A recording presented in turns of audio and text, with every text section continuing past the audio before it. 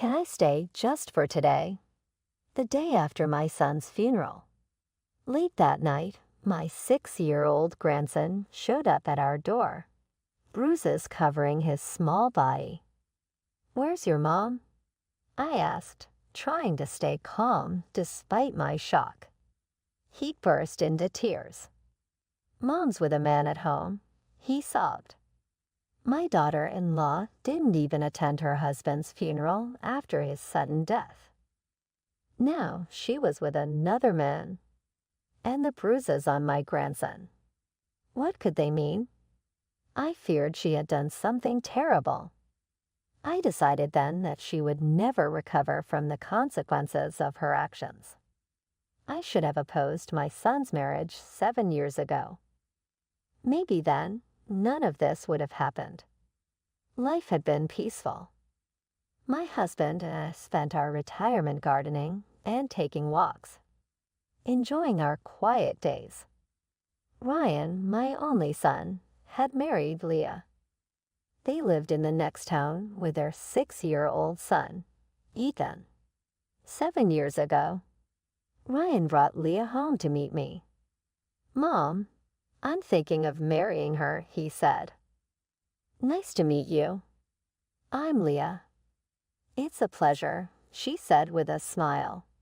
She was 5 years younger than Ryan, a bit loud but friendly and outgoing. Yet something about her overly bright smile made me uneasy. Ryan was shy and reserved, not the type to fall in love quickly. So when he introduced her as his fiancée, I was surprised and doubtful. "Is she really the right one for you?" I asked. After Leah left, I confronted my son, worried. "You two seem so different," I said. "Lee's been through a lot," Ryan explained. "She lost her parents young, but she's strong. I admire that about her." When he talked about her, he looked genuinely happy. So I decided to trust his choice.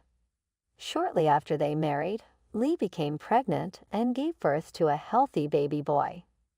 My son was overjoyed, and I felt a sense of relief, thinking maybe their marriage was the right choice after all. I found my place as a grandmother. "Can I leave Ethan with you? I'd like to take Lee out for a while," Ryan asked. "Of course. Just make sure you show her some appreciation. She's always working so hard with the house and the baby," I reminded him. "I will," Ryan assured me. They would often leave Ethan with us while they went out together. Their relationship seemed solid, and I enjoyed every moment with my sweet grandson Ethan. But then something changed. Ethan was about 5 when it happened. Returning from a trip with friends, I decided to drop off some souvenirs at Ryan's house. I didn't call ahead, thinking I'd just leave the gifts and go. "Ethan, stop messing around. If you don't listen, get out." "I'm sorry, Mom, please forgive me." As I reached the front door, I heard Lee's angry voice and Ethan's desperate cries. Concerned, I rang the doorbell. "Lee, it's me." After a moment, the door creaked open and Lee appeared out, looking cautious. "Mother-in-law, why are you here? Ryan's still at work." Lee's expression darkened when she saw me, her tone barely above a whisper, as if dealing with me was an annoyance.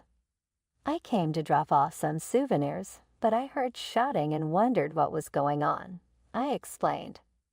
"Ethan was about to jump off the stairs, so I scolded him, that's all." "Is he okay?" "He's fine. Could you not interfere?" With a sharp tone, Lee snapped, and then the door slammed shut. I was taken aback by my daughter-in-law's sudden change in attitude. I quickly realized it might have been a mistake to drop by unannounced. Lee was still new to motherhood, and having been through that stage myself, I understood the stress it could bring. I started to worry about both Lee and my grandson, so I decided to bring it up with my son. "Was Lee upset?" I asked. That night, I called Ryan. "What do you mean?" "Everything seemed fine," he said. "Good to know," I replied, though I still wasn't sure how Lee was really feeling. After that, I always made sure to call before visiting. But I noticed Leah was rarely home when I did come by. I wondered if she had taken up a new hobby or if she might be avoiding me. I tried to casually ask Ryan about it. No, she's just not around much on her days off, so I take care of Ethan more, he said. He didn't seem concerned about her absence and actually enjoyed the time with Ethan, so I decided not to press the issue. A year went by and Ethan turned 6. I couldn't celebrate his birthday on the actual day due to a prior commitment, so we planned to celebrate later. Wanting to get him something special, I called Ryan. What would be a good birthday present for Ethan this year? I asked. I have an overnight job today, but I'll ask him when I get back and let you know, Ryan replied. Lately, Ryan had been traveling a lot for work, often gone for several days at a time. He has a wife and child who need him. I hope he doesn't push himself too hard, I thought. I planned to mention this to him the next time we spoke, but I had no idea that our last conversation had already taken place. The next day, Lee called with devastating news. Ryan had been in a hit-and-run accident and didn't survive. I can't believe it. We just spoke yesterday, and he seemed fine, I managed to say. In shock, I hung up the phone, unable to process the words. I needed to know about the funeral arrangements, so I called Leah back. Leah, I'm sorry about earlier. I was just so shocked, I said. It's fine. So what are your plans for Ryan's funeral? She asked, her tone detached. That's up to you. Do whatever you want, she replied.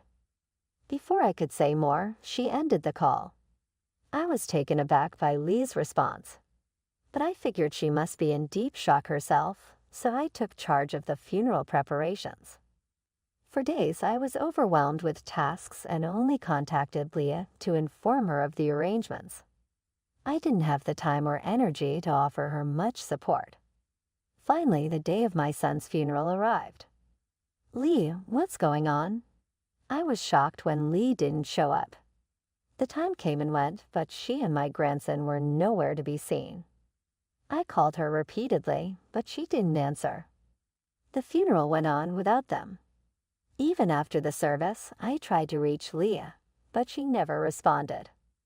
I thought about going to her home, but with so many visitors, I couldn't find the right moment. Then late the night after the funeral, I heard a small voice. Grandma, Grandpa. As I woke up to use the restroom, I heard a small voice coming from the front door. Who could it be at this hour? I opened the door carefully and was shocked to see my 6-year-old grandson, Ethan, standing there. He was covered in bruises. Can I stay over just for tonight? Ethan asked, his voice trembling as he fought back tears. Where's your mom? I asked. She's with a man at home.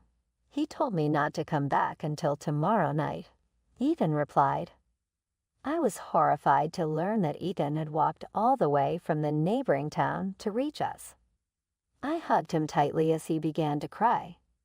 Losing my son had been painful enough, but knowing that my daughter-in-law was with another man while neglecting Ethan filled me with both sadness and anger. Then I noticed Ethan's injuries. As I examined him more closely, I saw scars all over his body, some fresh, others old. What happened to these wounds? I asked. I can't tell you, Ethan said, refusing to speak further. No matter how gently I asked, he wouldn't say if he was protecting someone or too afraid to talk. I started to wonder if my daughter-in-law had been mistreating him all along. I brought Ethan inside and gave him some hot milk. Grandma, are you sleepy? He asked. No, it's something else, I replied. If Dad's in heaven, do we get lots of money? Ethan suddenly asked. What? Who told you that? I was stunned.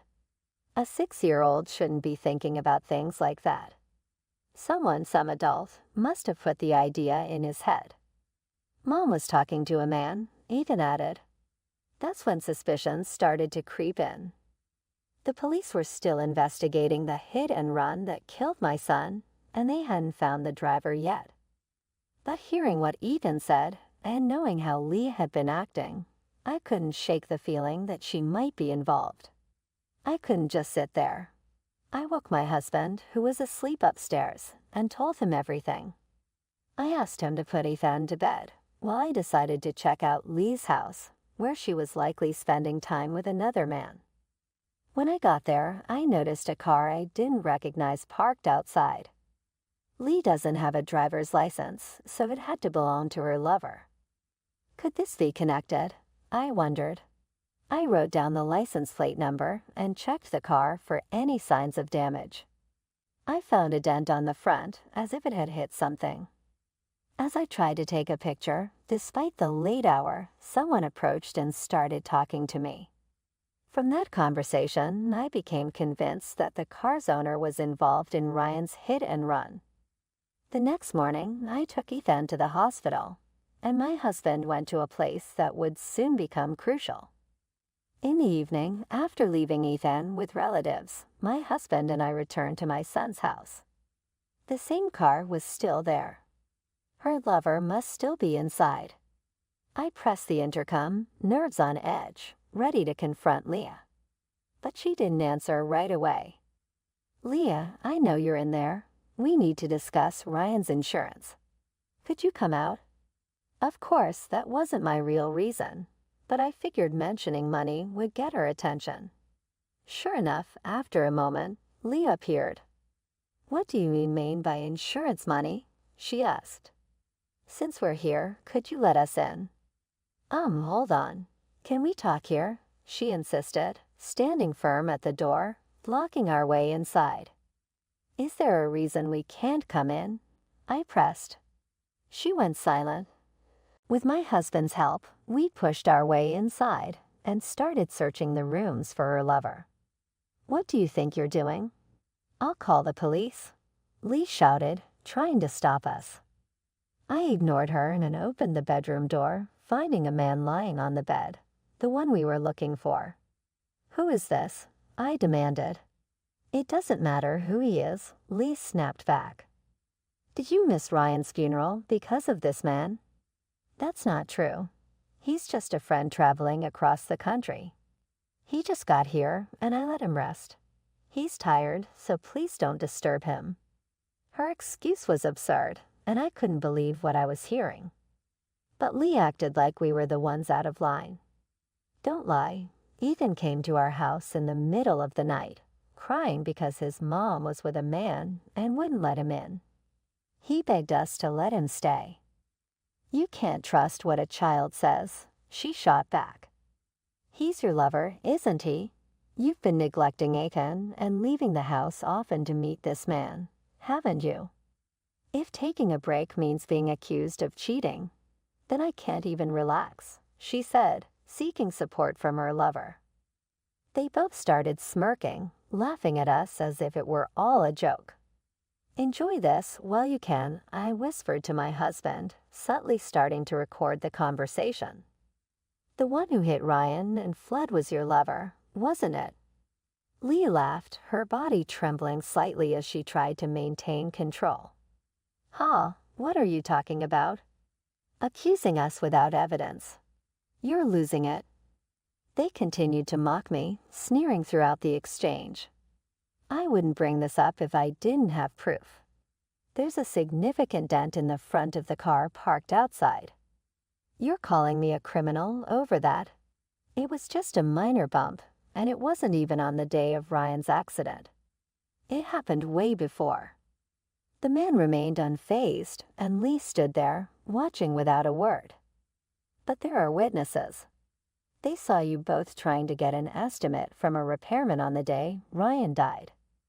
I met a young man who lives nearby when I came here late at night. He's a car enthusiast, and he recognized the car parked outside because he's been eyeing one just like it. He saw your lover talking to a repairman that day, and he also heard Leah pushing for the repairs to be done quickly. I don't recall any of that. It's absurd to trust what some random neighbor says."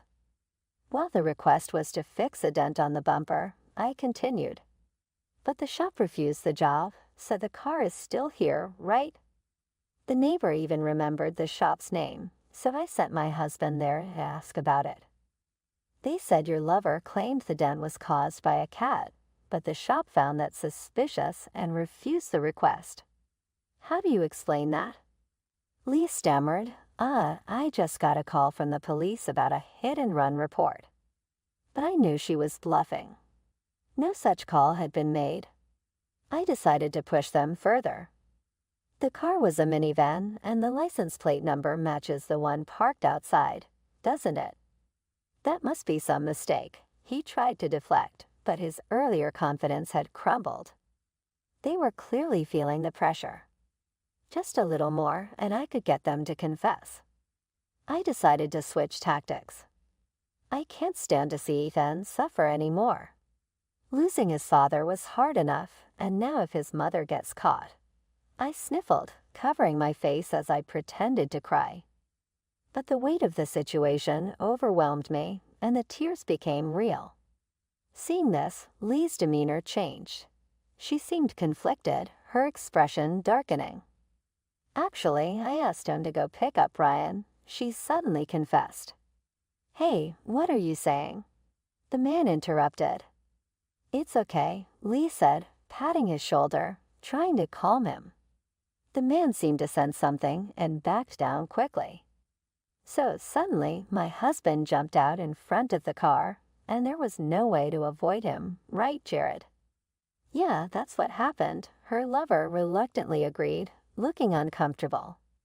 But Lee continued without acknowledging his unease. We panicked and ran. The guilt was too much, and we couldn't even face the funeral. Whether this was true or not, I couldn't tell, but Lee showed no sign of remorse. Maybe she thought tears would save her, but I wasn't buying it. Even if that story were true, wouldn't Ryan have been saved if you'd called an ambulance right away? That's why we panicked, she said. Ethan asked if he'd get a lot of money if his daddy went to heaven. Did you get rid of Ryan for insurance money because he was in your way? Lee fell silent as I pressed her with the question. But I had something more urgent to confront her about. Leah, were you not only mistreating Ryan, but also your own child?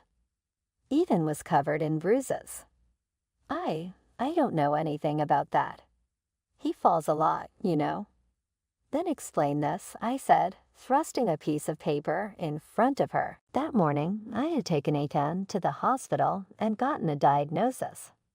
The doctor noted that the bruises were likely caused by strong blows. He also mentioned that the injuries might have been inflicted by an adult male. When I said this, her lover turned away, his face betraying his guilt. It was clear to me now he was the one who had hurt my grandson. Earlier, when Lee claimed that Ethan's injuries were his own doing, I knew she was covering for her lover. I glared at her. Lee, can't you even protect your own child? How could you be so careless? But every time he comes around, Ethan starts crying out of nowhere. It's so irritating, she snapped, finally revealing her true colors. That confirmed what I suspected. Her lover had hurt Ethan, and Leah turned a blind eye. Ethan, you've been strong. Let me handle this now.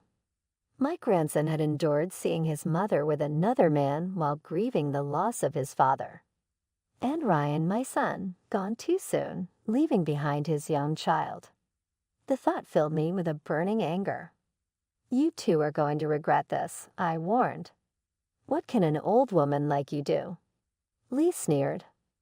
The room fell silent, with only the clock ticking in the background. Lee and her lover kept laughing, still feeling secure in their lies. But when I took a deep breath and launched into my final move, the atmosphere shifted. By the way, your name is spreading all over social media. What? Why? Lee's confidence faltered as she grabbed her phone, her fingers shaking as she searched for information. A friend of my son's got suspicious when you skipped the funeral. He reached out to me. I shared what I knew. Later, he got back to me, His wife started digging, and your lover's shady past and debts started coming to light. Others got involved, and now the information is spreading. You had no right to dig into our lives like that. Lee shouted, her anger flaring as she stared at her phone, her eyes suddenly widening in shock. Wait, why are my photos? Later, I got a call from my son's friend, telling me that Lee's photos were spreading online too. He hadn't meant for it to go this far, but someone had posted the pictures. Among the latest ones, there was even a shot of her looking tense near the accident scene. Things were spiraling out of control. It's your fault for running your mouth. What are you going to do to fix this? The internet's powerful, isn't it? But you're the one who did something bad enough to get people talking, aren't you? As I pressed her, sweat poured down her face. I'm going to tell the police everything I know. Once they hear it, the investigation will point straight at you for Ryan's case, and the truth will come out. Please don't do that. She suddenly broke down, her mascara smearing as she cried. Her lover kept apologizing too. I won't forgive you, no matter what you do now. Then they exchanged glances, and Lee nodded. Then we'll shut you up right here and now. To my shock, both of them lunged at my husband and me. But just then, the doorbell rang, and we heard someone shout, "Police!" Huh? Why? It turned out someone had reported seeing a car believed to be involved in Ryan's hit and run just before it entered the house. Help us, please, I shouted. Taking advantage of their confusion, my husband and I rushed to the door and were protected by the officers. Afterward, I explained everything to the investigators, and my husband played the recordings he'd made. The police quickly detained both of them. This is all a mistake. I didn't do anything wrong. Lee cried. Despite their protests, Lee and her lover were taken away. The evidence later led to the arrest of my son's wife's lover for the hit and run and the abuse of my grandson. While the exact sentence is pending trial, we're hoping for the harshest penalty considering the harm done to our son. Though Lee didn't directly participate, she may face charges for her involvement in the planning. And for ignoring the abuse of our grandson, she's lost custody rights. Facing public backlash on social media, she has no one left to support her. Eden is now under our care. Living with us, he's slowly regaining his happiness.